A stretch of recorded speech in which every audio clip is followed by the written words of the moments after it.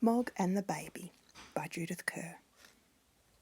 One day, Mog was playing with Nicky. Debbie was going to school, Mr. Thomas was going to work, but Nicky had a cold. Mog and Nicky played Catch the String. Then they played Bad Dogs. Then they played Tickle Mog's Tummy. And then they played Ball. Suddenly, they heard a noise. It was a crying noise. It was a very loud crying noise. Mrs. Thomas said, "Look who's here. Mrs. Clutterbuck has brought us her baby. We're going to look after it while she goes shopping."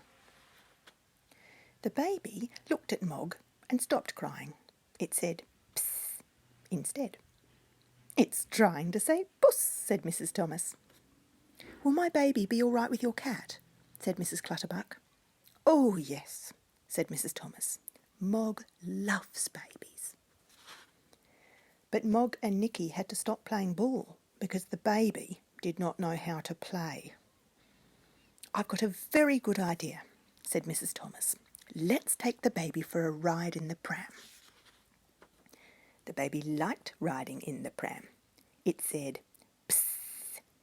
"I've got a baby in a pram too," said Nicky. Mog said nothing, but she was not happy. When they came back, it was lunchtime. But the baby did not want to eat its lunch. It said, "Psst," instead. It said, "Psst," and cried. It cried so much that Mog did not want to eat her lunch either. She went away and sat in her basket.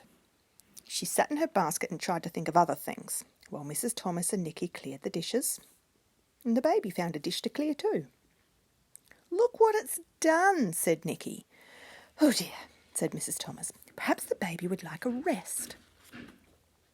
But the baby did not want a rest. It said pss, pss, pss, and it said pss and cried. "It wants Mog," said Mrs. Thomas. "Will Mog be all right with the baby?" said Nicky. "Oh, yes," said Mrs. Thomas. "Mog loves babies." Mog sat in her basket and the baby stopped crying.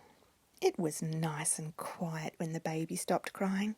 It was so quiet that Mog fell asleep. She had a dream.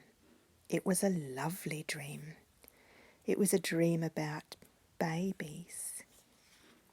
Suddenly, she woke up. Mog thought, "This baby is everywhere." She thought, "I'm getting out."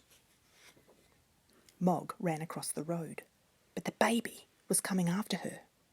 And a bad dog was waiting on the other side, and there was a car coming. "There's my baby," shouted Mrs. Clutterbuck. "There's Mog," shouted Debbie. "There's only one way to go," thought Mog, and she jumped. She jumped away from the dog. She jumped away from the car. She bumped into the baby. The baby flew through the air and came down on the pavement, and it said, "Psst."